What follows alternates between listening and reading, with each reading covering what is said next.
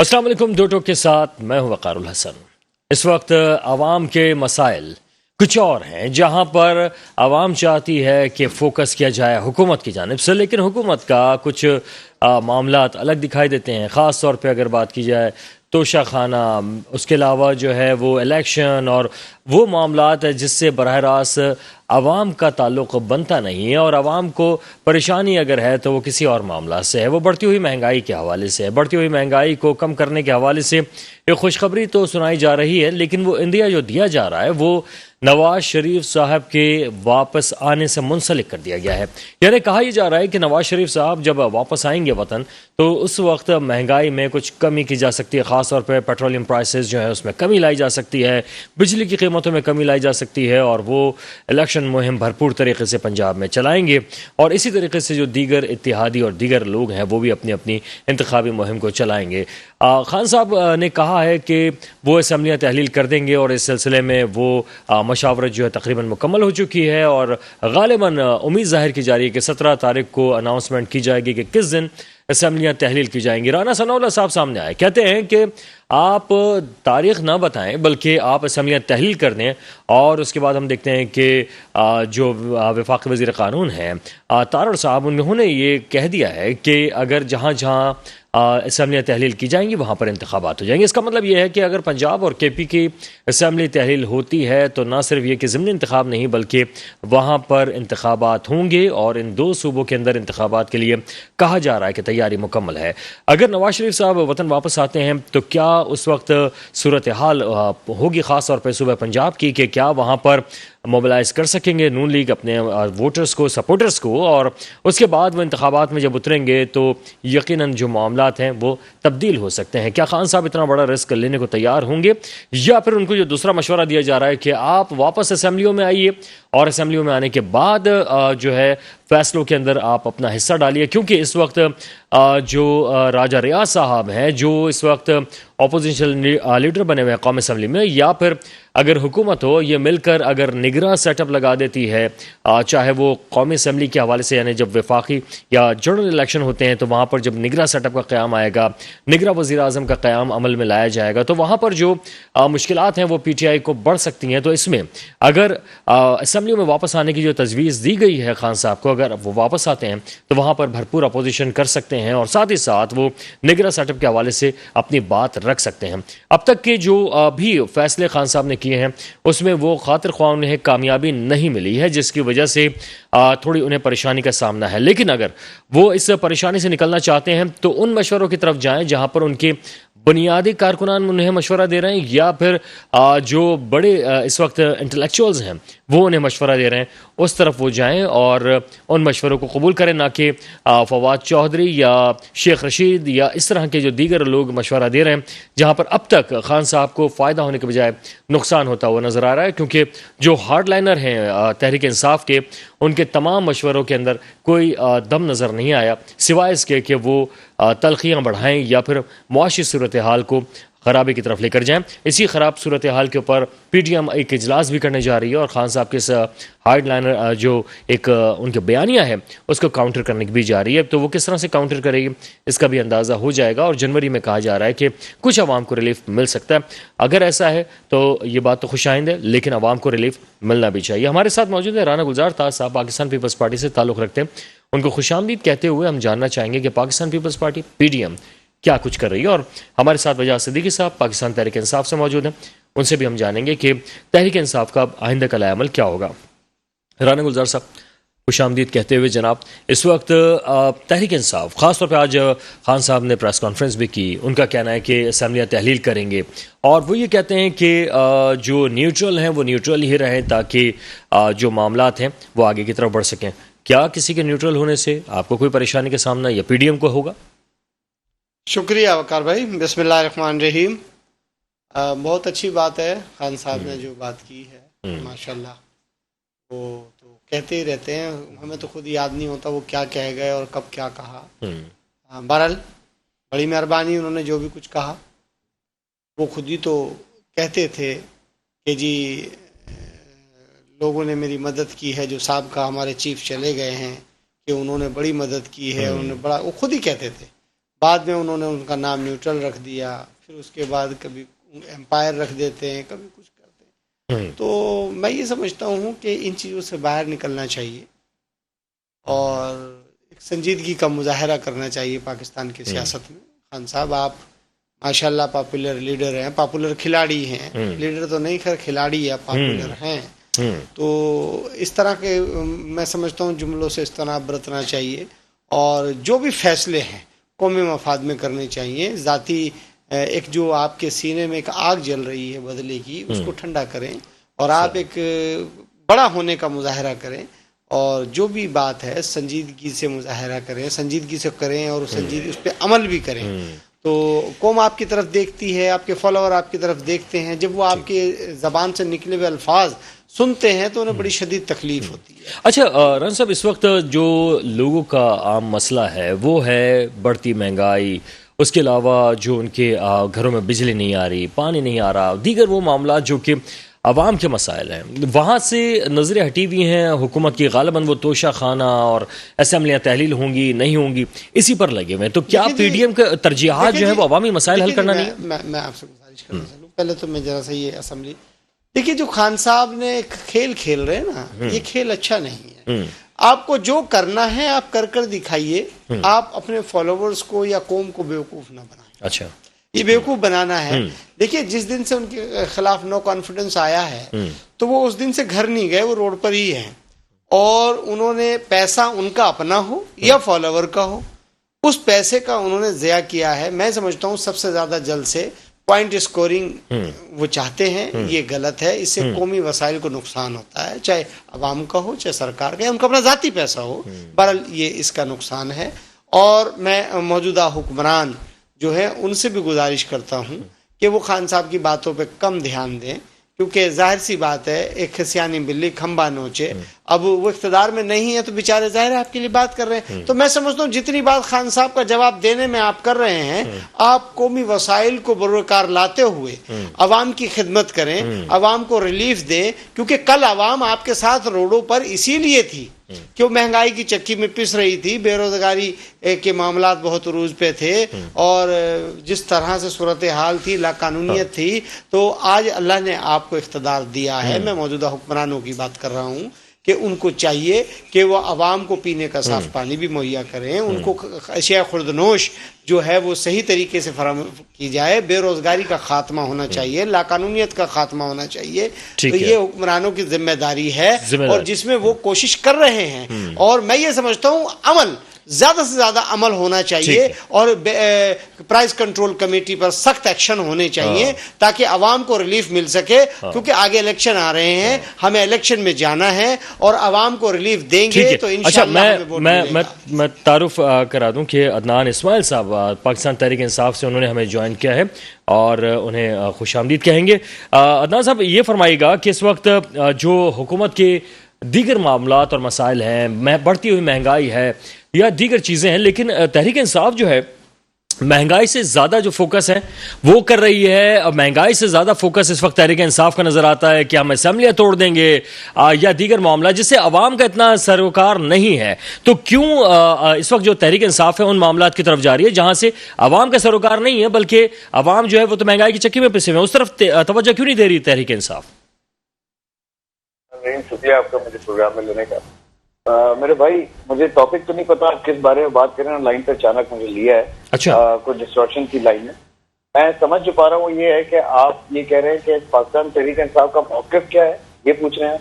मैं आपसे जानना चाह रहा हूँ अदनान इस्माइल साहब के इस वक्त बढ़ती हुई महंगाई है, बिजली के बिल हैं, बिजली नहीं आती है, गैस की लोड शेडिंग है, अवाम के बुनियादी मसाइल कुछ और हैं, लेकिन तहरीक इंसाफ उन मसाइल को हाईलाइट करने के बजाय इस वक्त असम्बलियाँ तहलील करने और तोशा खाना के स्कैंडल के ऊपर अपनी जो तवज्जो हटाने के लिए मुख्तलिफ प्रेस कॉन्फ्रेंसेस करने और इसमें नज़र आती है। तो क्यों ना अवामी मसाइल को फोकस किया जाए, अवामी मसाइल पर बात की जाए। आज भी खान साहब ने प्रेस कॉन्फ्रेंस की, उसमें अवामी मसाइल कम और दीगर मामला पर वो ज़्यादा बात कर रहे थे।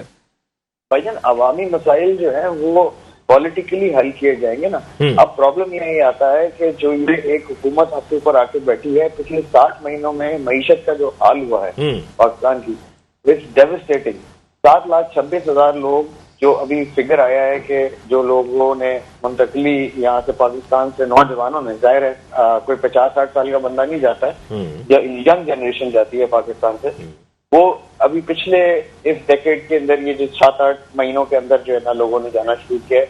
आपके सामने डॉलर मार्केट में है नहीं, मईशत का बुरा हाल है, 70 से 80% जो आपकी इंडस्ट्री है वो बैठ चुकी है। ठीक है, this is all demotivating factor, और जो कि डर लगता है देख के। ये किस तरह हल होगा, आप मुझे बताएं।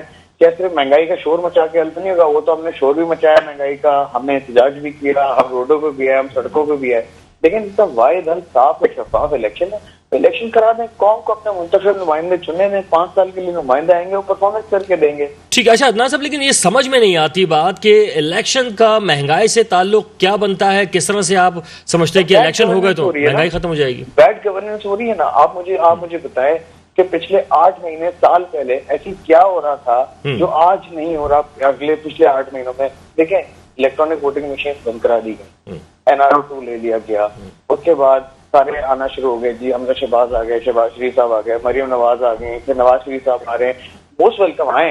लेकिन प्रॉब्लम ये है कि मेरे भाई ये फिर चले जाएंगे। ये पाकिस्तान का दर्द, पाकिस्तान का गम तो इनके अंदर नहीं है, ये तो फिर चले जाएंगे। हम तो यहीं बैठे हुए, हम तो कहीं नहीं गए। 30 FIR काटी है ना, 30 FIR, हम तो इधर ही बैठे हुए।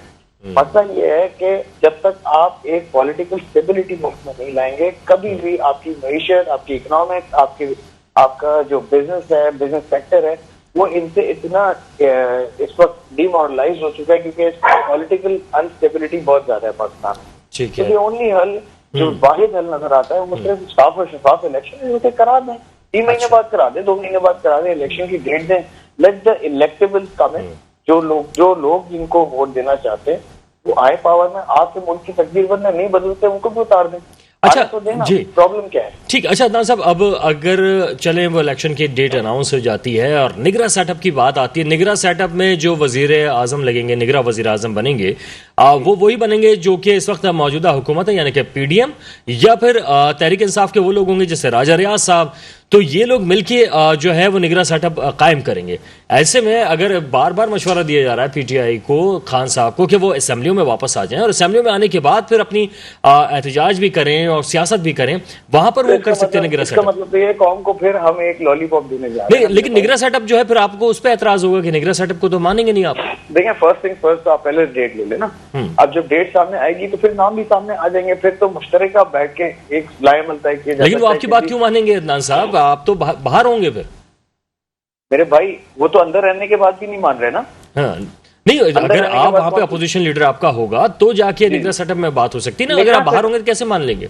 नहीं, निगरां सेटअप तो आने दें। निगरां सेटअप आने, लेकिन जब आपके पास डेट आ जाएगी कि 2 महीने बाद इलेक्शन है, निगरां सेटअप क्या करेगा? इलेक्ट्रॉनिक वोटिंग मशीन कैंसिल हो चुकी है, सब कुछ ठप्पेबाजी का इंतजाम हो चुका है। ठीक है, होने दें, क्या फर्क पड़ता है? कौम निकल के वोट देना चाहती है, देखने देना कौम को किधर जाती है। आपकी तरफ जाती है, बिस्मिल्लाह जी, इलेक्शन जीते, आप जाएं, पाकिस्तान में तब्दीली लाएं, हमें कोई इतराज नहीं।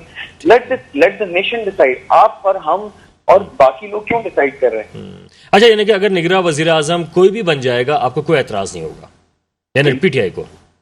अच्छा, तो PTI जो है फिर वो समझती है कि ये तमाम चीज़ें आगे बढ़ेंगी। अब आप करने जा रहे हैं अनाउंसमेंट कि KP और पंजाब असेंबली तहलील कर दी जाएगी। ऐसे में जनवरी में कहा जा रहा है कि नवाज शरीफ साहब वापस आ रहे हैं, और जब वो वापस आएंगे तो यकीनन फिर आप जानते हैं कि इस्तकबाल भी होगा, और वो जब लीड करेंगे मामलात को तो वो डिफरेंट होंगे, और वो आम इंतखाबात होंगे। तो उसमें PTI को इस दफ़ा वो सपोर्ट हासिल नहीं होगी जहाँ वो न्यूट्रल की बात कर रहे हैं।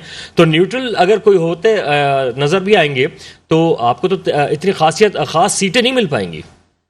क्यों नहीं मिल पाएंगी भाईजान? इमरान खान साहब के जलसे में लोग आते हैं, वो तो मेरे बुलाने से तो नहीं आते। वो तो इमरान खान को फॉलोवर्स है ना, वो इमरान खान के चाहने वाले हैं, उनको वोट देने वाले लोग हैं, वो उनको सुनने आते हैं। अच्छा। अब आप एक दफा इलेक्शन कराएंगे, आपको सामने नजर आ जाएगा कि ग्राफ किधर जा रहा है, कौम किसके साथ खड़ी है। देखें, बाहर से पैसा आना बंद हो चुका है पाकिस्तान में, मईशत तबाह हो चुकी है, बिजनेसेस बंद हो चुके हैं। आप भी तो घर में रहते होंगे ना मेरे भाई, आपके बीवी बच्चे होंगे, आप घर जाते हैं, आपको क्या माली मुश्किलात का सामना नहीं पैदा शुरू हो गया पिछले 1 सालों से, 8 महीने से? कितना ज्यादा प्रॉब्लम। अच्छा, लेकिन बिल्कुल सही कह रहे हैं आप। ये जो आपने एक जिक्र किया है कि 8 महीने से प्रॉब्लम, या 8 महीने से खान साहब जब से आए, जब से प्रॉब्लम शुरू हुई हुई है, महंगाई भी बढ़ी है और जो मसाइल हैं वो भी बड़े हैं, चाहे वो दीगर जगहों पर होने वाली नौकरियां हों, नौकरियों के अंदर से लोगों को निकाला जाना हो, ये सब हम तो खान साहब के दौर से देख रहे हैं कि वहां से शुरू हुआ है। खान साहब के दौर में जीडीपी रेट देख लें, आप ग्रोथ रेट देख लें, टेक्सटाइल इंडस्ट्री देख लें, ऑटोमोटिव देख लें, कंस्ट्रक्शन देख लें, कहीं भी वो चीजें कोविड के बावजूद पाकिस्तान में और इंडस्ट्री में बहुत जबरदस्त तेजी आई हुई थी। लोग बिजनेस कर रहे थे, पीपल वाज फ्लरिशिंग। आप किसी भी इंडस्ट्री को उठा के देख लें, कोई भी नहीं बैठ रहा था। फिगर्स देख लें किसी भी सूरत से, ये सारा आपके सामने पिछले 8-10 महीनों के अंदर सारी जो कार्रवाई हुई है, ये इसी तरह देखें मेरे भाई। मैं वही तो आपको अर्ज कर रहा हूँ, जब आप किसी इलेक्टेड बिल को हटा के जबरदस्ती और आके खुद मुसल्लत होकर बैठ जाता हूँ। डार साहब ने कहा था कि मैं डॉलर 200 से नीचे जाऊँ, 250 में डॉलर अवेलेबल नहीं है बाजार में। अच्छा, राना सनाउल्लाह साहब ने वाज़े तौर पे जो चैलेंज किया है कि अब आप डेट अनाउंस न करें बल्कि असेंबलियां तोड़ दें और वहां पे इलेक्शन कराएं, तो अब जा रहे हैं इंशाल्लाह करने जी। अच्छा, तो कर देंगे। ठीक है। और अगर ऐसा हुआ कि आपकी सीटें कम हो जाती हैं और नून लीग ज्यादा सीटें ले जाती है, अगर ऐसा हो जाता है तो क्या आप इंतखाबात को मानेंगे? कैसे होगा ये? नहीं, अब ऐसा हो भी सकता है अगर नून लीग को ज्यादा लोगों ने इस वक्त वोट दे दिया। अवामी रुझान की बात होती है ना, अगर बिलफर्ज ऐसा हो गया तो फिर आप क्या करेंगे? क्या मानेंगे इंतखाबात को या धांधली का कहेंगे? नहीं, ऐसा कुछ भी नहीं होगा इंशाल्लाह। अच्छा, पाकिस्तान तरीके से वाज़ेह अक्सरियत से बाहर निकालेगी। अच्छा, ठीक है। अदनान साहब हमारे साथ रहेंगे। सर, मैं राना साहब से पूछ लूँ, आपने जान लिया कि इस वक्त तहरीक इंसाफ तो मुतमईन नजर आ रही है, उनकी हंसी से भी अंदाजा हो रहा है कि वो मुतमईन है और वो ये समझते हैं कि आइंदा होने वाले जो इंतखाबात हैं उसमें तहरीक इंसाफ ही जीतेगी। आप क्या समझते हैं राना साहब? जब वो इतने मुतमईन हैं और माशाल्लाह उनको एतमाद है, तो फिर शोर और रोना किस बात का है? ना शोर मचाए ना रोना। असेंबली में जाएं, बैठें, टाइम पूरा नहीं, वो कह रहे हैं हम नए इंतखाबात की तरफ जाएंगे और पंजाब और केपी में भले। बहुत अच्छी बात है, बहुत अच्छी बात है। वो इलेक्शन के जो भी जितने इनके मेंबरान हैं, ये सरकारी वसाइल तो पूरे ले रहे हैं, वो ना लें।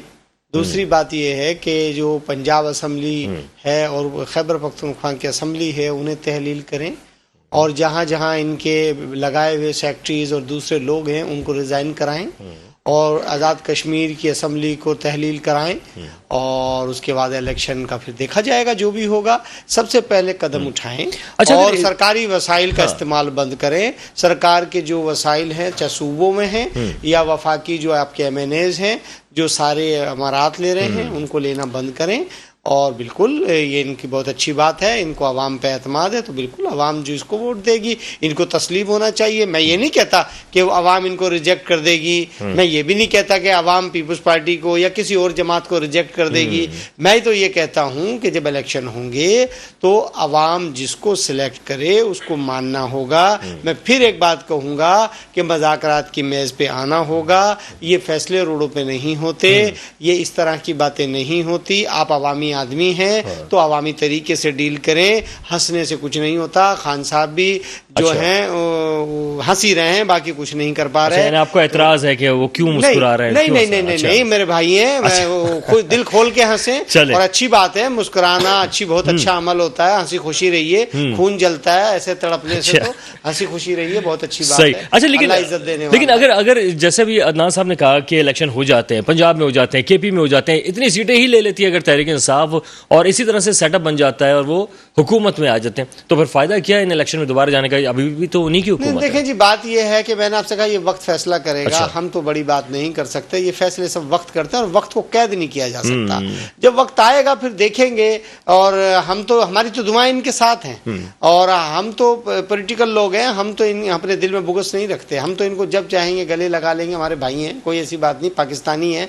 और रही बात हमजा शहबाज या दूसरे दोस्त जो हैं वो लोग भी हैं, वो पाकिस्तानी हैं, जब आए पाकिस्तान में। अच्छा, यहाँ पे पीडीएम तो ठीक है कि वो जाएगी, इलेक्शन लड़ेगी, क्या आप मुश्तरका तौर पे लड़ेंगे नून लीग के साथ मिलकर या अलग? पाकिस्तान पीपल्स पार्टी का अपना मैनिफेस्टो है और पाकिस्तान पीपल्स पार्टी अपने तीर के निशान पे लड़ेगी और बिल्कुल इलेक्शन लड़ेगी। और हम हारे या जीते, हम पाकिस्तान की तमाम नेशनल असेंबलीज में और तमाम प्रोविंशियल असेंबलीज में हर हल्के से कैंडिडेट हमारा खड़ा होता है। हार जीत फैसला बाद की बात होती है, हम मुकाबला करते हैं। ऐसी बात नहीं है कि हम पीछे हट जाए, क्योंकि इसलिए कि पाकिस्तान की तारीख में और जमहूरियत के लिए सबसे ज्यादा कुर्बानी पाकिस्तान पीपल्स पार्टी ने दी है, शहीद जुल्फ़िकार अली भुट्टो ने दी है, उसके कारकुनों ने दी है, बेनज़ीर भुट्टो साहिबा ने दी है। और पाकिस्तान के लिए इसकी ताक़ुती जो कुव्वतें हैं उनसे मुकाबला पाकिस्तान पीपल्स पार्टी ने किया है। हमने कभी भी ये अल्फाज अदा नहीं करे कि कल हम न्यूट्रल की तारीफ कर रहे थे, आज न्यूट्रल को बुरा कहते हैं,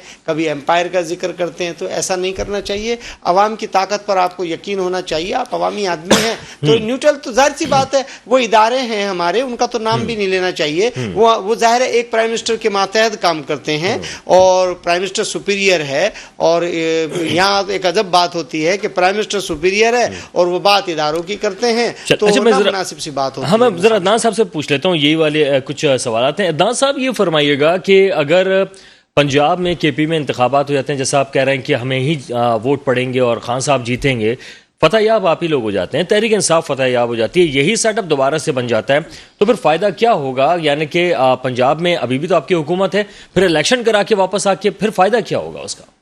सेंटर में भी वापस हुकूमत आ जाएगी ना, पंजाब के साथ साथ सेंटर में भी आएगी, पीएम भी चेंज होगा। हमारी तो सिंध में भी बहुत कोशिश है कि सिंध में भी तब्दीली लाई जाए। बेशक इनका आके ये भी इलेक्शन लड़ेंगे, हम भी इलेक्शन लड़ेंगे, लेट द नेशन डिसाइड। क्योंकि देखिए आप सिंध का हाल आपके सामने मेरे भाई, सिंध को 3 दफा से इनके पास हुकूमत रही है सिंध की, लेकिन सिंध का अनफॉर्चुनेटली हाल अच्छा नहीं हो सका।